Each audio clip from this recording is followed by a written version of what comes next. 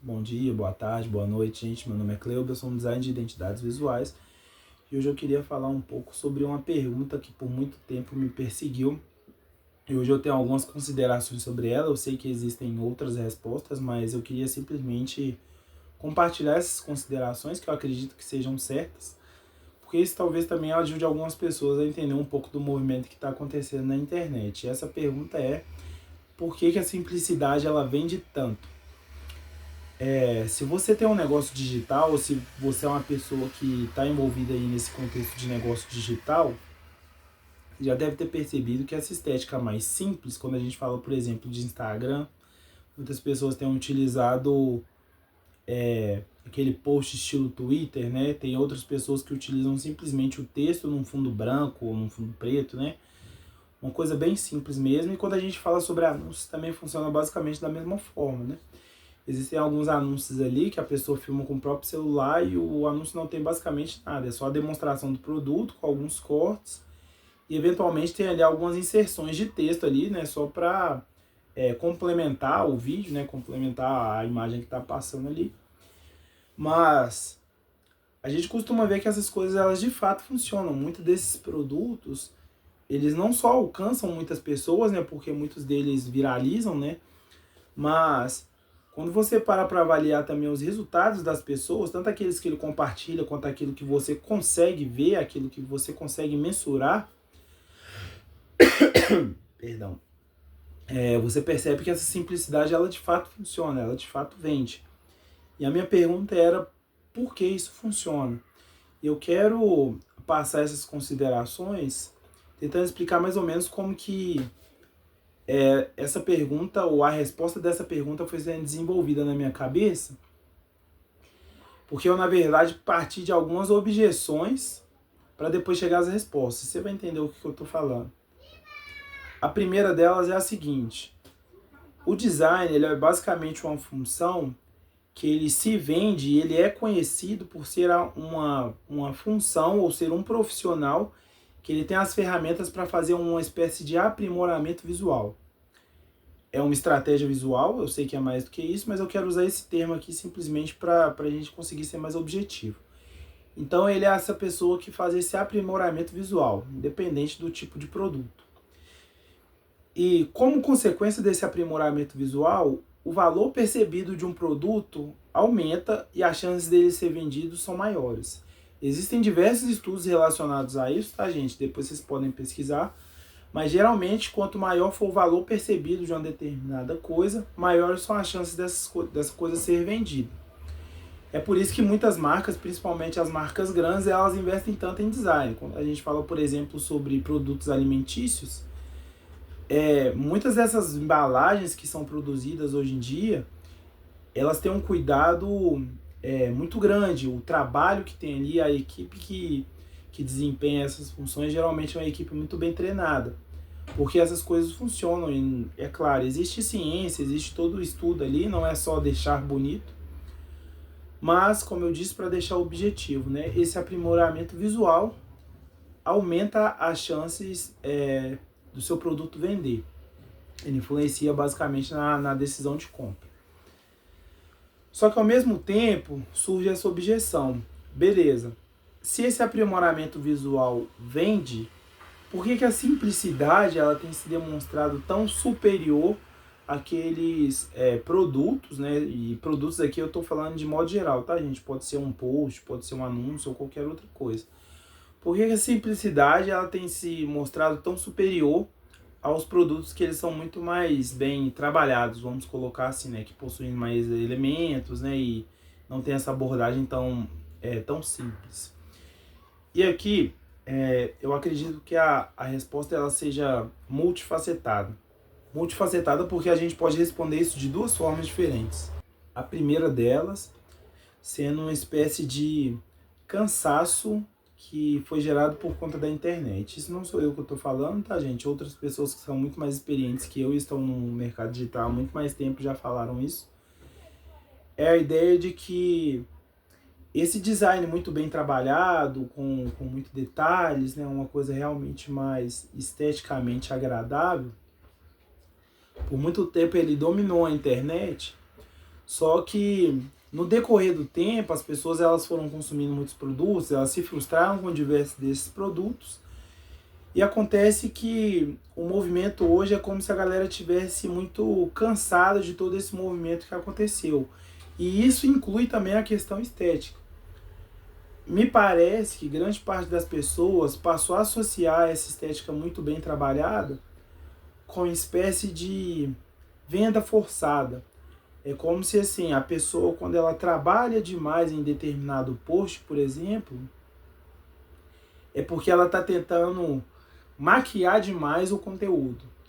Então as pessoas elas acabam se afastando. E existe um outro problema aqui, que essa é a outra faceta que eu queria falar. O prazo que a gente tem para alcançar a atenção de uma pessoa na internet, cara, é muito curto.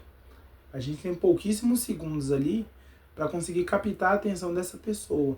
E quanto mais enfeitado, eu vou utilizar esse termo, quanto mais enfeitado for o seu post, menores são as chances de você conseguir captar essa atenção em pouco tempo.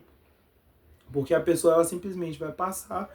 Se ela não conseguir identificar elementos principais ali que chamem a atenção dela, né, em poucos segundos, eu não vou falar um tempo aqui porque existe uma variação aí que as pessoas falam, né, de quanto tempo você tem. Mas se a pessoa não conseguir identificar esses elementos muito rápido, ela vai simplesmente ignorar. Por mais que seja esteticamente agradável, por mais que seja muito bem trabalhado. Então existem essas duas facetas. Primeiro, os consumidores parece que eles estão ficando cansados desses posts que é uma espécie de maquiagem para o conteúdo, né? E em segundo lugar, existe essa questão mais, diria, cognitiva, que cada vez mais o tempo que a gente tem para conquistar a atenção de uma pessoa diminui, quanto mais objetivo você conseguir ser, melhor. Dito essas duas objeções, existe uma resposta aqui também que está relacionada às duas coisas, que eu acredito que talvez seja o ponto mais importante, que é o seguinte: a simplicidade, cara, diferente dos posts ou dos produtos muito bem enfeitados, eles vendem uma perspectiva muito mais crua, uma coisa muito mais próxima da realidade. Então, quanto mais objetiva a pessoa conseguir ser, maior vai ser a percepção da pessoa em relação à realidade. Eu vou explicar isso de outra forma. Se eu fizer um vídeo, por exemplo, fazendo a propaganda de um caderno, e eu colocar ali o caderno gira, e efeitos, e é um modelo 3D, e eu coloco cores e fumaça e etc. Você pode até achar aquilo ali legal. Mas existe essa questão de toda uma maquiagem que foi posta nesse produto.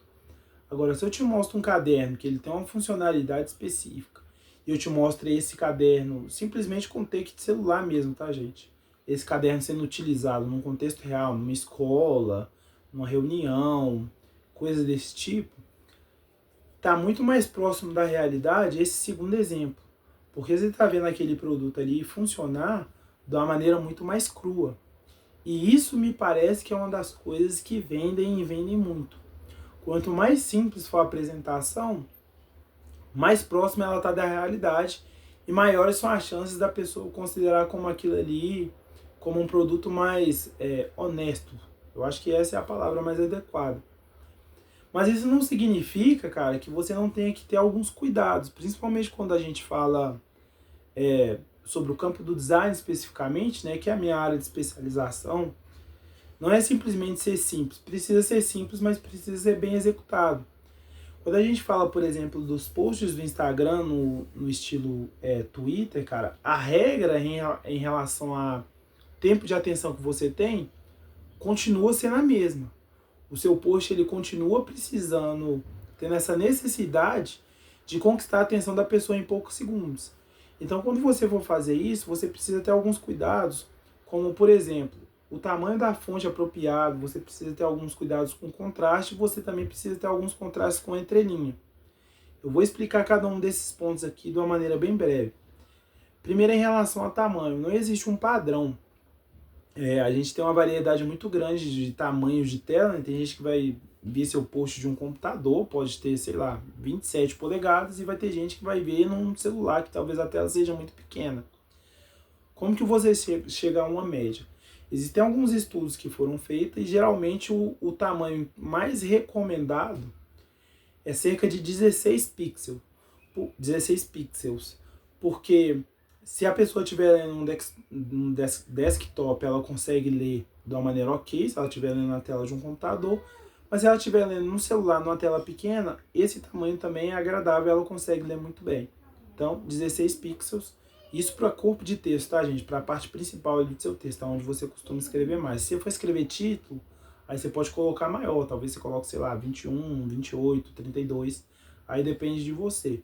Mas o corpo do texto, geralmente, 16 pixels. Em segundo lugar, a questão do contraste. Quando você for selecionar as cores do seu texto, é interessante que você selecione cores que elas tenham um alto contraste. Isso porque dependendo do lugar que a pessoa estiver e dependendo da qualidade do visor, né, da tela da pessoa, ela pode ter uma certa dificuldade para enxergar algumas coisas. Então, quando você coloca, por exemplo, um texto cinza num fundo branco, é muito difícil a pessoa conseguir ler aquilo ali. Ou então, quando você coloca duas cores muito vibrantes, cara, vamos supor, um azul vibrante com um vermelho muito vibrante, a pessoa ela vai ter essa dificuldade para ler. Então, sempre preze por cores contrastantes. Não precisa ser necessariamente tipo branco e preto, ou preto e branco. Existem alguns sites, cara, você pode colocar aí contraste, teste de contraste, né, ou contraste teste, né, TST, que vai te apresentar alguns sites que eles te dão recomendações, né? Você pode selecionar uma cor, por exemplo, ou melhor, né? Você vai selecionar duas cores e vai colocar, e o site basicamente ele vai te falar o quão boa é aquele contraste. Existem diferentes maneiras como eles mensuram isso, mas geralmente é bem intuitivo, tá, gente? Alguns deles vão utilizar uma porcentagem, o contraste é 100%, ou vocês vão utilizar outros termos. O ideal é que quanto mais contraste você tiver, melhor, e você tem que considerar que algumas pessoas também têm problemas de vista, né? A pessoa pode ter algum tipo de dificuldade, então sempre preze por um alto contraste. E em terceiro lugar, em relação às entrelinhas. As entrelinhas basicamente é o espaço que você tem entre duas linhas.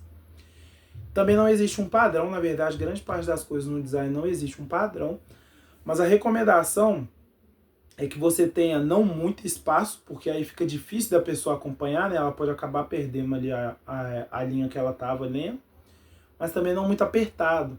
Principalmente quando a gente fala de telas pequenas, né? Vai ficar muito mais difícil da pessoa ler, a pessoa vai ter que ficar aproximando muito, e a chance dela se perder naquele texto também é muito grande. Programas diferentes, cara, softwares diferentes, eles utilizam medidas diferentes e formas de você configurar isso diferentes. Então eu vou falar aqui de duas basicamente que são padrões. Se você estiver utilizando um software que ele te mostre o tamanho da fonte e quando você for selecionar o tamanho da entrelinha, ele te mostre o espaçamento da linha, né? Alguns aí vão mostrar, né? Ele te mostre um número semelhante à fonte, vamos supor, você tem uma fonte 12 e aqui você consegue mensurar, por exemplo, entre linha 6, 8, 10, 12, da mesma forma que você faz na fonte. Aí você pode colocar sempre dois números a mais. Isso é só uma recomendação, tá, gente? Geralmente funciona. Você pode colocar, por exemplo, o tamanho de fonte 16 com entrelinha 18. Só que é interessante, cara, que você sempre teste. Você olha, tenta dar uma afastada, porque se você achar que ainda está muito próximo, você pode aumentar. Talvez você deva colocar 20, talvez você deva colocar 22. Sempre considera que as pessoas não vão estar vendo na mesma tela que você. Pode ser em condições piores, podem ser em condições melhores, mas sempre considera as piores condições. Então sempre pensa, entre linhas sempre duas vezes maior que o tamanho da fonte. Então, 2 pontos maior do que a fonte, né? Então, se é 16, 18, 20 e tal, aí você vai testando. Se você estiver utilizando um software como o Canva, o Word também utiliza esse sistema, eles não te dão esse mesmo controle. No Canva e no Word, você vai ter, por exemplo, espaçamento de linhas, eles vão colocar 1, 1,5 e 2. A minha recomendação é que você teste com 2. Se você achar que o espaçamento está muito grande, beleza, você reduz. Mas geralmente esse espaçamento ele não vai ser muito grande. Então você testa o espaçamento 2. Se tiver muito apertado, aí você pode tentar aumentar. Eu não sei se esses softwares eles vão te dar essa opção de aumentar, mas geralmente 2 é um tamanho ok. Pode não ser o mais perfeito, mas é um tamanho ok. Basicamente o vídeo de hoje é isso, gente. Eu espero que vocês tenham gostado. Se esse vídeo for útil para você, considere curtir e compartilhar ele com outras pessoas, né? Dessa forma a gente garante que mais pessoas vão estar sendo ajudadas e mais pessoas vão estar compartilhando bom design pela internet. Espero que vocês tenham gostado e até o próximo vídeo.